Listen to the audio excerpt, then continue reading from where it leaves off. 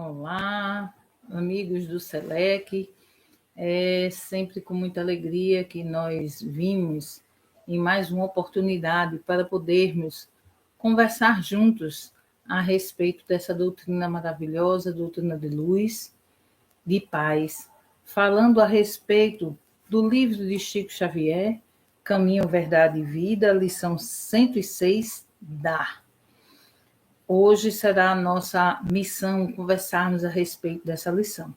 E como sempre nós fazemos, em qualquer trabalho da nossa seara espírita, nós iniciamos com uma prece.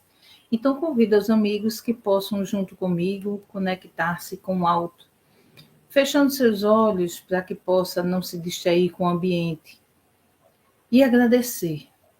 Agradecer pelo dom da vida, agradecer por mais um dia de estarmos aqui reencarnados, unidos em nome do Senhor, para aprendermos um pouco mais sobre as suas lições. E rogando aos espíritos amigos e benfeitores que possam me intuir na melhor interpretação e reflexão das lições trazidas neste livro por Emmanuel para cada um de nós, que possamos juntos aprendermos e absorvermos essa lição, fazendo com que ela entre em nossas mentes, trabalhe os nossos corações no entendimento desta mensagem e saia por nós em ações no bem e no amor ao próximo. Que assim seja, graças a Deus.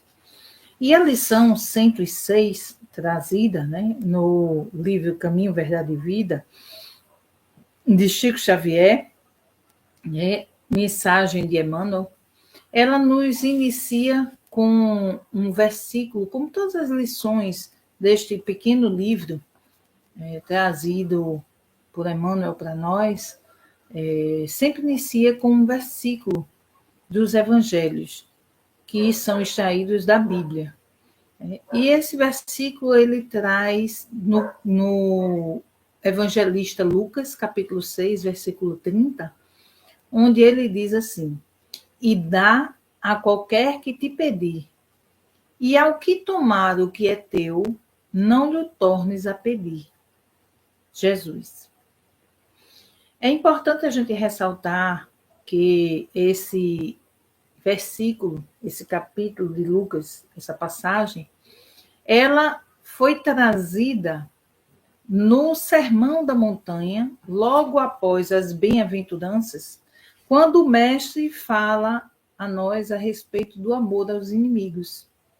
E ele vai trazendo a passagem falando sobre o amar aos inimigos, e lá no meio desse capítulo, ele nos dá essa mensagem. E aí Emmanuel traz para nós uma reflexão a respeito dessa mensagem do ato de dar. E Emmanuel traz assim: o ato de dar é dos mais sublimes nas operações da vida.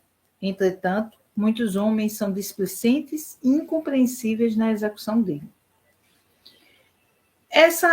Esse verbo dar é um verbo que nos foi trazido pelo mestre como um exercício íntimo do sair do ego para começar a trabalhar o amor aos outros, não só os inimigos. Porque no Sermão da Montanha, quando Jesus vem nos convidar a este amado inimigo, ele nos faz essa pontuação porque, à época, nós entendíamos que o amar ao próximo como a si mesmo seria amar apenas aqueles que nos eram comuns, que nos eram familiares, aqueles que nós gostávamos.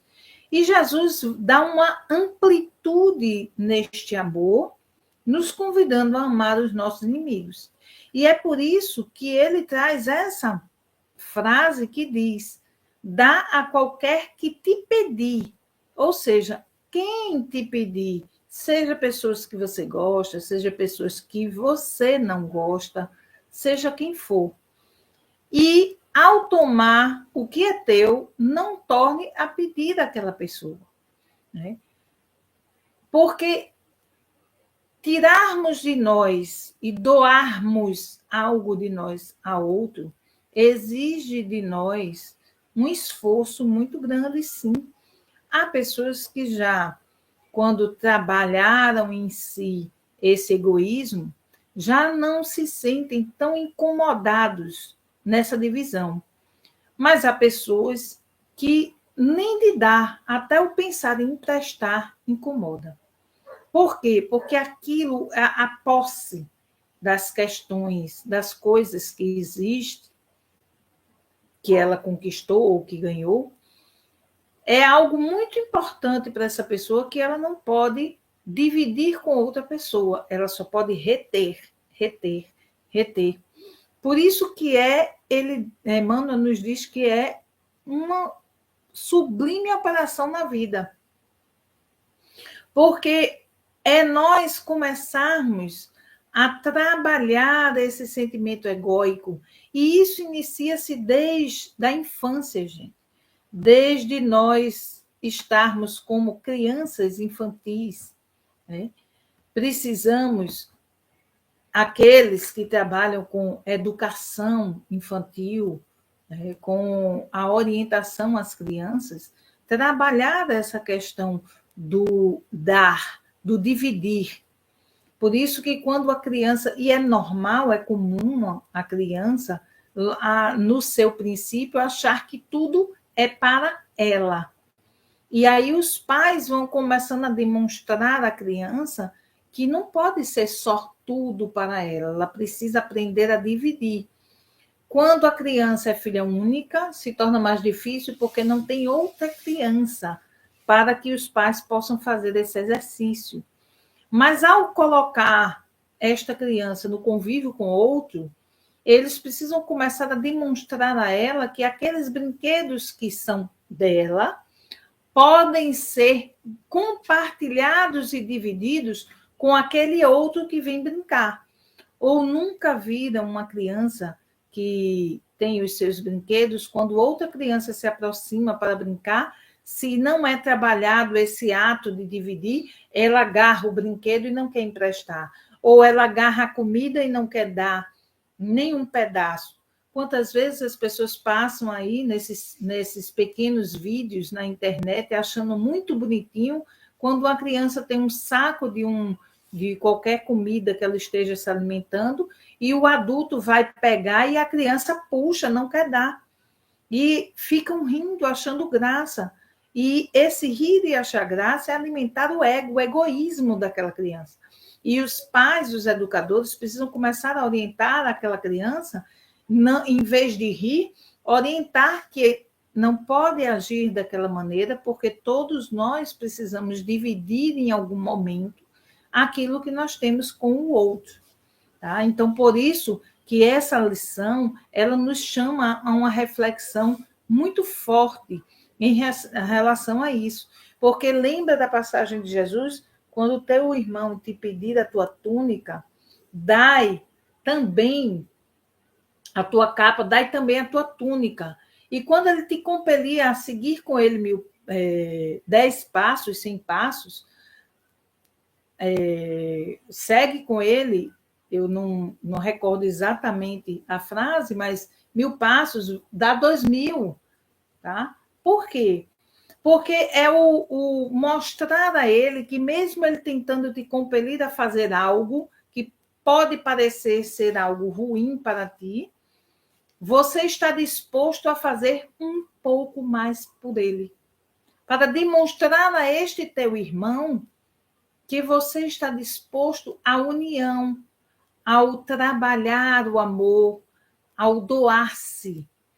Porque, como a lição do Evangelho nos chama, o amor cobre uma multidão de equívocos. E só através do amor uns com os outros é que nós venceremos todas as dificuldades em nossas existências. Então, ele chama-nos a atenção aqui, na segunda frase, quando Emmanuel diz assim: alguns distribuem esmolas levianamente, outros se esquecem da vigilância, entregando o seu trabalho a malfeitores.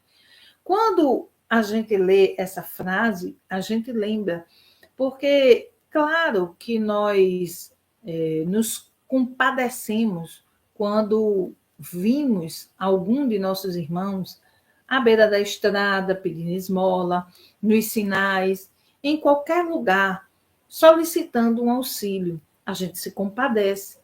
Porém, esse distribuir esmola levianamente é que a gente precisa entender que todas as pessoas passam na vida por situações para o seu aprendizado. E aí, essa frase de Emmanuel só me recorda daquela passagem de Chico Xavier, em que um homem que começou a frequentar a Casa da Prece, começou a perceber que havia um mendigo à porta, né? E que sempre estava ali pedindo. E ele, conduído da situação, vendo que era um homem novo e que tinha possibilidade de se refazer dentro da sociedade, ele, sendo dono de uma instituição, de uma empresa, ele então resolve dar um auxílio àquele homem. Mas ele não pergunta se o homem deseja aquele auxílio que ele está disposto a dar. Ele simplesmente impõe a sua vontade de querer ajudar aquele homem. Então ele vai, convida o homem, leva o homem, dá um banho de loja, bota ele para tomar banho, leva para o cabeleireiro, corta o seu cabelo, compra-lhe roupas novas, aluga um quartinho para que aquele homem pudesse, a partir dali, viver naquele local. E diz aquele homem, organiza a questão documentária dele toda, e diz aquele homem que ele vai estar trabalhando no dia seguinte na sua empresa, na portaria, porque havia uma vaga que havia sido vaga naquele momento, e ele estava, então, dando a oportunidade àquele homem de iniciar ali como porteiro e, posteriormente, ele poder galgar na sua empresa. Ele teria o seu salário, e teria sua condição de morar nesse ambiente, temporariamente já pago por ele, por um período, para que ele pudesse se firmar financeiramente e se organizar para continuar a sua vida. E não foi dada surpresa àquele homem, quando ele, no dia seguinte, ao esperar aquele rapaz chegar no ambiente de trabalho, ele desaparecera. E, ao chegar na Casa da Prece, o homem também não estava ali à porta. Passados mais ou menos 30 dias, aquele homem ficou intrigado porque, ao chegar na Casa da Prece, aquele homem que ele havia ajudado estava ali novamente, maltrapilho, pedindo esmola. Então ele entra muito incomodado, indignado, e Chico lhe percebe os pensamentos conturbados, a sua indignação, e pergunta àquele homem por que ele estava tão indignado, tão chateado, tão aborrecido. E então ele lhe relata o que ocorrera com o homem ali, que estava ali na frente da Casa da Prece. E aí Chico olha para ele, sorri e diz: meu filho, você, por acaso, perguntou ao nosso amigo se ele aceitava a sua ajuda? Ou você, simplesmente, pelo seu arrobo de vontade de auxiliá-lo, você o impôs ao auxílio que você desejava? E aí aquele homem olhou para Chico e disse assim: mas Chico, vivendo do jeito que ele estava, não é lógico que ele desejasse sair daquela condição de vida? E aí Chico olha para ele, sorri e diz assim: lógico para você e para outras pessoas, meu irmão, mas não para ele. Você sabe o que levou o nosso nobre irmão a estar dentro da condição em que ele se encontra, meu irmão? A consciência de culpa que ele carrega e guarda dentro de si não permite que ele saia de onde ele está. E nós não podemos, meu irmão, impor ao outro a vontade que nós temos de auxiliá-lo. Não é dessa maneira que o mestre nos convida a auxiliar. Nem o próprio mestre obrigou a quem quer que fosse de poder seguir ou aceitar o seu auxílio. Jesus não ia atrás das pessoas, eram as pessoas que vinham buscar o mestre. E mesmo as pessoas vindo buscar Jesus, ele os perguntava: Que queres que eu faça? Tu crês que eu possa te curar? Então fica. Veja, ele não impunha, ele questionava, ele entregava na mão das pessoas aquilo que elas vinham buscar. Então, nós somos convidados pelo Mestre a darmos de nós o melhor, como ele dava dele o melhor por cada um de nós. Mas ele não impunha ao outro a sua vontade. E aí, Emmanuel diz assim: Jesus é o nosso mestre nas ocorrências mínimas. E se ouvimos-lo recomendando, estamos prontos a dar a qualquer que pedir. Vimos-lo atendendo a todas as criaturas do seu caminho, não de acordo com os caprichos, mas segundo as necessidades. Olha a advertência aí de Emmanuel. A gente tem que estar e precisa estar disposto a dar ao nosso irmão quando ele nos pedir. Mas nós não podemos dar conforme seus caprichos, mas conforme a necessidade. Porque é assim que o Pai Celestial faz conosco também. E era assim que Jesus fazia com aqueles que o buscavam. E aí eu faço lembrar. Quando aquela jovem que estava em cadeira de roda busca o Mestre Jesus para a cura do seu corpo, e Jesus põe a mão na cabeça daquela jovem e diz: ó, pobre mulher, por ora e espera, porque nada posso fazer que não seja da vontade de meu Pai.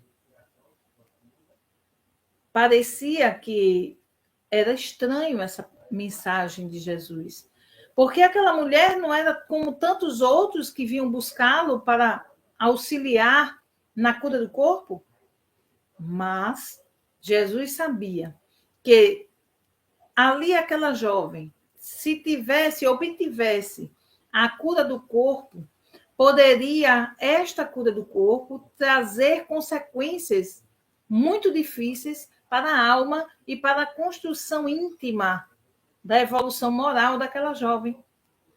Então, o Pai Celestial, ele também tem os seus mecanismos de auxílio a nós. E muitas vezes o auxílio não é conforme nós queremos, mas conforme nós precisamos.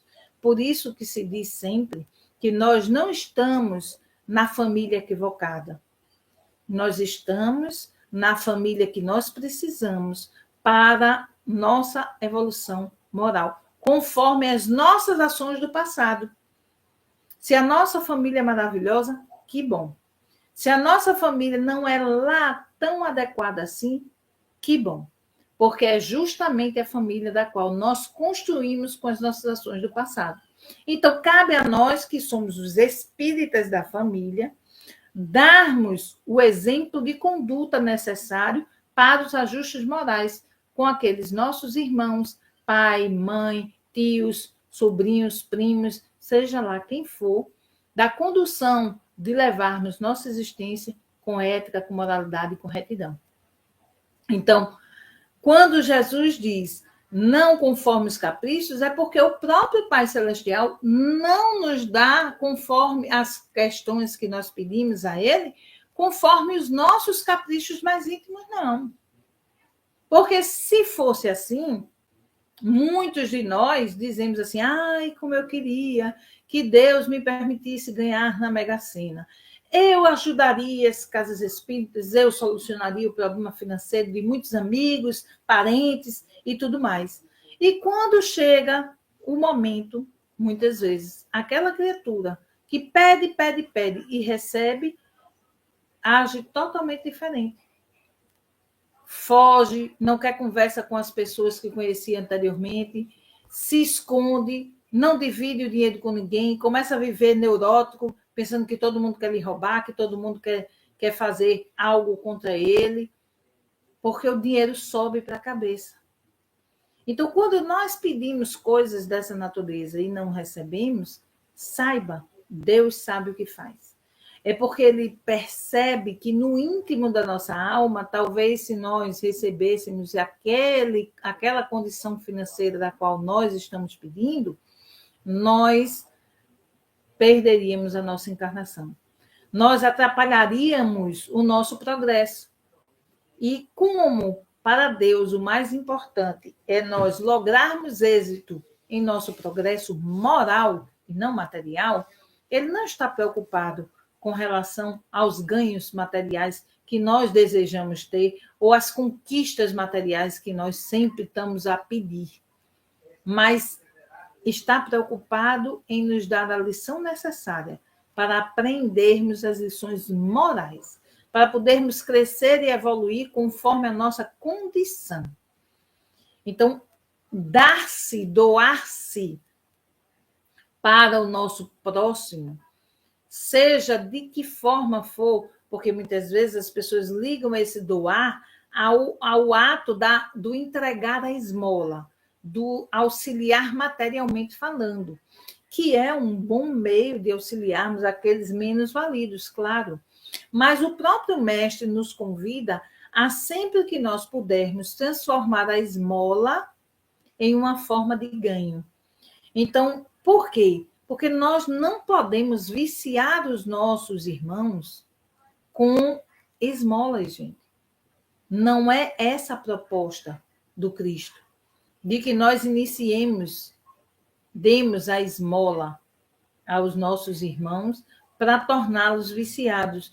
Eu lembro bastante, que muitos questionavam, né, em relação a essa questão do dar a esmola, do porquê não se deve dar.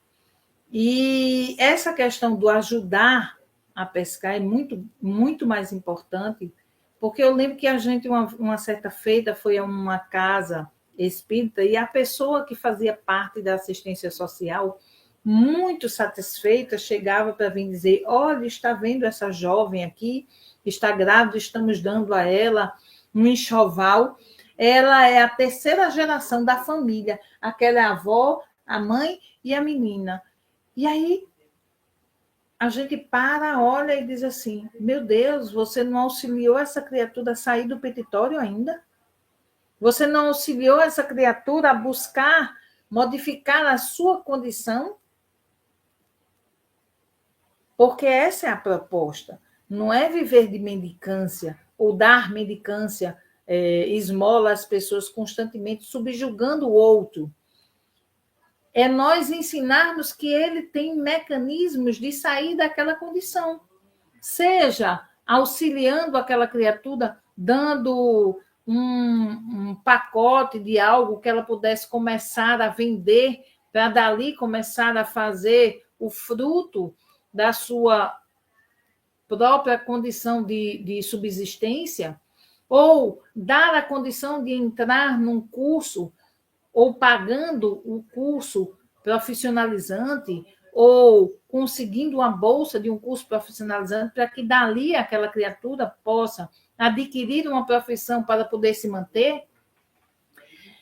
Eu lembro que na Casa dos Humildes, a gente tem lá, eu quando trabalhava lá, hoje não estou mais na Casa dos Humildes, trabalho no Nina Doeira, mas eu fui trabalhadora da Casa dos Humildes por quase 10 anos. E nós tínhamos lá um trabalho assistencial que denominado, né, pelas pessoas, foi denominado como as abelhinhas. E aí o que é que acontece? São mulheres que frequentam o centro, né, que sempre vão lá, cada uma tem alguns dotes, né, pessoais, e além de dar a ajuda às gestantes, elas auxiliam as gestantes a aprender a fazer o seu próprio enxoval. Então, elas ensinam a costurar na mão, a costurar na máquina, a bordar, a pintar. E dessa maneira, muitas jovens, após aprender aquilo ali, passaram então com a doação primeira de um kit primeiro para iniciar o seu trabalho, elas conseguirem fazer os seus trabalhos manuais e vendê-los para começar a adquirir a sua própria renda e não ficar dependente de doação do centro espírita. Esta é a nossa função. auxiliar de alguma forma aqueles que vêm em busca de auxílio a conseguirem migrar para buscar o seu próprio sustento. Tá? Além disso, a gente precisa lembrar que nem todos nós sabemos aprender ou realizar a entrega da esmola sem humilhar, que é um grande defeito. Muitas vezes as pessoas entregam as cestas básicas ou o que a casa vai doar às pessoas, a sopa, o pão, seja lá o que for, do assistencialismo, mas faz isso humilhando aquele que vem receber.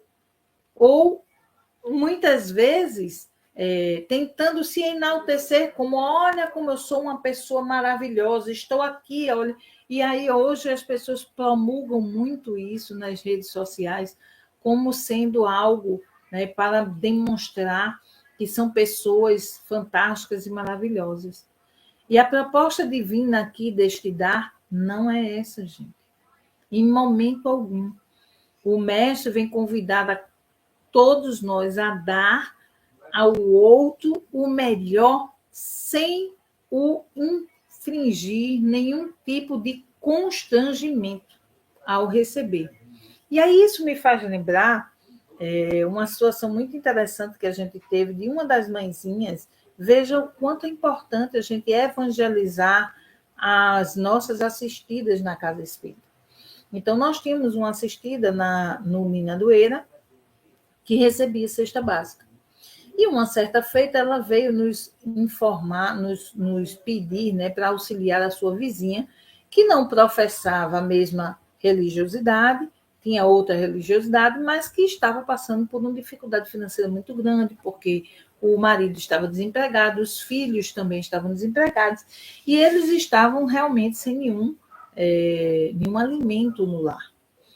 E aí ela nos narra que no dia anterior, né, graças a Deus foi no dia antes da reunião da casa, né, ela encontrava-se na sua residência e como algumas pessoas que sabem, que já foram em comunidade carente, sabem o que eu vou dizer, outros que não vão entender agora. As casas são muito próximas, muitas vezes não tem nem parede, é um pedaço de madeira que separa uma residência de outra. Portanto, né, a acústica ela não é das melhores. E o que se é dito num lugar, no outro se escuta muito claramente. E então, nesse dia, a nossa assistida relata que escuta o filho da vizinha, que era amiguinho do seu filho, chorando muito. E ela, então, escuta que a mãe manda ele calar. Que a mãe diz a ele que ele parasse de estar chorando tão alto para que os vizinhos não o ouvissem, porque não adianta ele pedir alimento, porque não tinha nada para comer em casa. Então, que ele enchesse o bucho de água, a verbalização dela foi essa, encha seu bucho de água e pare de me perturbar, porque eu não tenho de onde tirar. Seu pai está desempregado, seus irmãos estão desempregados e a gente não tem o que comer. Então, enche o bucho de água que passa. E o menino choramingando, ela escuta aquilo e dá uma dor no seu coração, porque ela diz, meu Deus, minha vizinha, somos amigas há tantos anos, ela está passando por essa dificuldade, não teve coragem de vir me falar, mas por que fulana não falou comigo? E então ela, naquele instante, ao mesmo tempo, ela sente uma vontade muito grande de orar pela vizinha. E aí ela faz uma prece sentida. E ela roga, como ensinada na casa espírita, pedindo que os bons espíritos pudessem dar a ela uma luz de como ela poderia auxiliar a vizinha sem constrangê-la, já que ela não quis contar a situação, não tinha como ela ir lá e abordar diretamente, falando a respeito do assunto.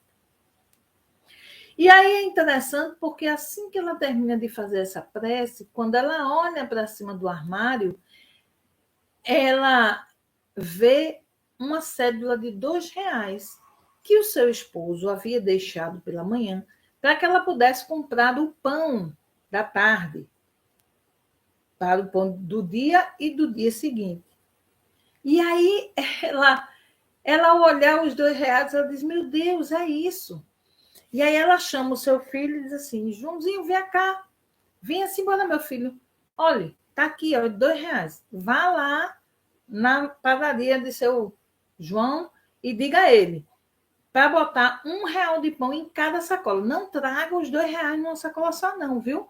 É um em cada sacola, tá certo? Entendeu? Entendi. Olhe, se você, quando você voltar, eu vou falar com você, mas não se atreva a dizer nada. Tá ouvindo, né? E o menino ficou sem entender muito bem, foi-se embora. Quando o menino volta, aí quando o menino sai, vai para frente da casa para varrer, e aí a vizinha logo em seguida sai para varrer também, e ela chama a vizinha para uma conversa, e conversa para cá, conversa para lá, enterte a vizinha na conversa do dia a dia comum, quando o menino volta correndo com as 2 sacolas de pão na mão. E aí ela, de pronto, olha para mim e diz assim, mas menino, eu não te mandei comprar R$ 1 de pão, como é que tu me traz 2 sacolas com R$ 1 de pão, menino? Você...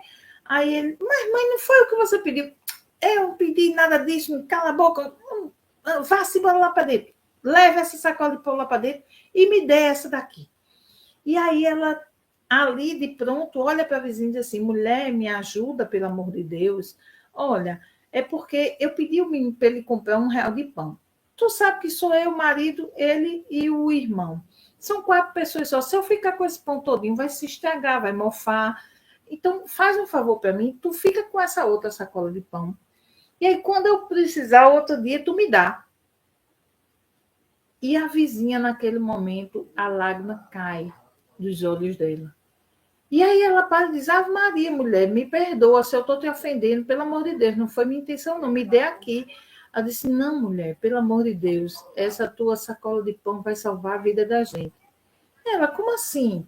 Essa mulher, desde ontem que a gente não come, meu marido está desempregado, os meninos também, a gente não tem nada dentro de casa para comer. Aí ela, ali, naquele instante em que ela abre a situação, ela olha para ela e diz, mas criatura, por que você não conversou comigo? Por que você não me disse nada? Nós somos vizinhas há tanto tempo. Mulher, tu não sabe que eu recebo uma cesta básica do centro que eu frequento. Amanhã é dia de receber e eu ainda tenho aqui algumas coisas do farnel anterior, mulher. A gente vive aqui, a gente tem que se ajudar. Se você não se incomodar, eu vou lá dentro buscar mais algumas coisas. Você me permite?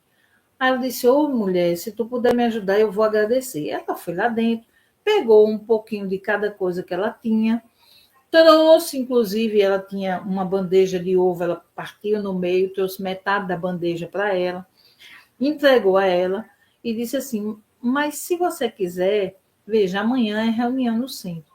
Você pode ir lá comigo e a gente vê lá no centro se eles conseguem auxiliar você, dando uma cesta básica por mês, até as coisas melhorar, mulher. Ela disse, mas eu não sou da sua religião, será que o homem lá vai querer me dar? Ela disse, olha, lá, desde que eu fui, eles nunca me perguntaram minha religiosidade, não. Eles ajudam. E se você for, eu falo com o rapaz lá do centro para ele lhe ajudar. Ela disse, eu vou sim, mulher, porque eu não aguento mais essa situação, está muito difícil. E veja, gente, ela veio, começou a ouvir o evangelho, recebeu a cesta, se conseguiu incluir ela no recebimento das cestas, né, pela condição que ela se encontrava naquele momento.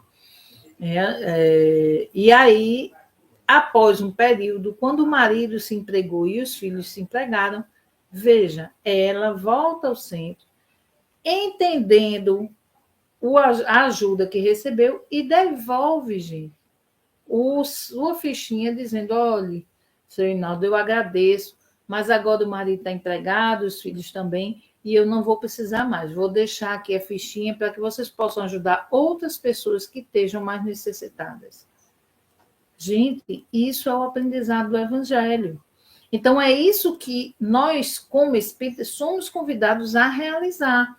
É não deixar o outro se sentir dependente da ajuda, mas estarmos de portas abertas para auxiliar aquele que vem pedir. E aí Emmanuel diz assim: concedeu bem-aventuranças aos aflitos e advertências aos vendilhões. Certo, os mercadores da má-fé, no íntimo, rogavam-lhe a manutenção do status quo, mas sua resposta foi eloquente.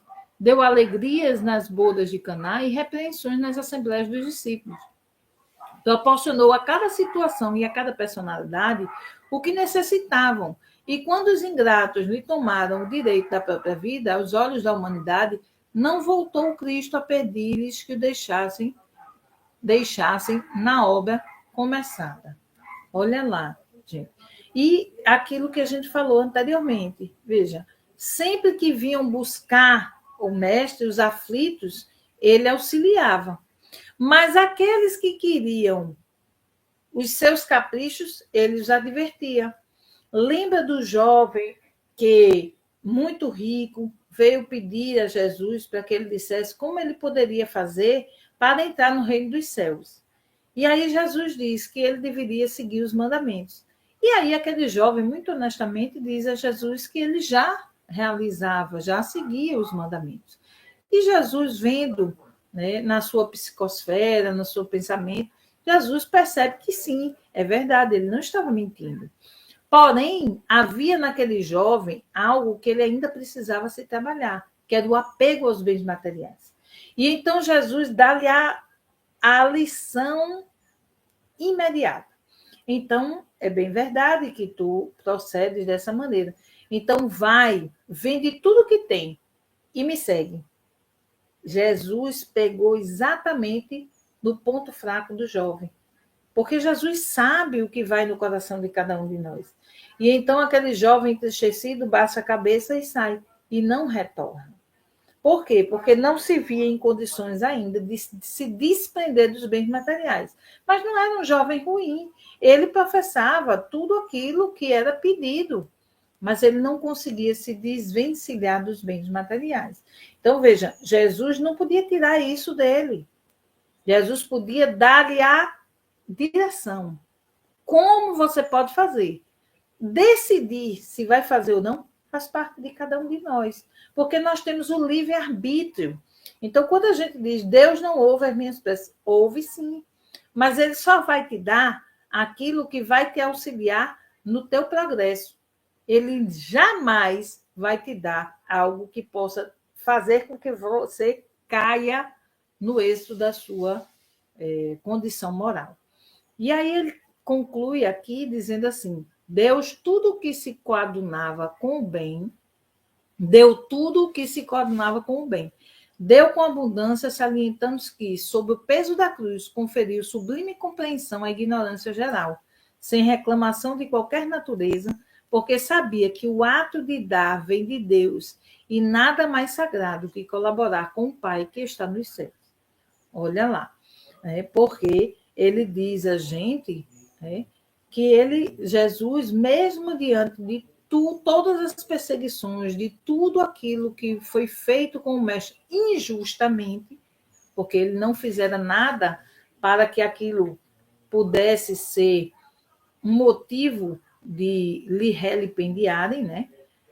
Mas ele compreendia a ignorância do homem, ele compreendia que o homem não estava preparado, embora já tivesse sido enviado todos os profetas, todas as informações para que o homem pudesse estar em condição de receber as suas lições, muitos não quiseram ouvir. Como até hoje, gente.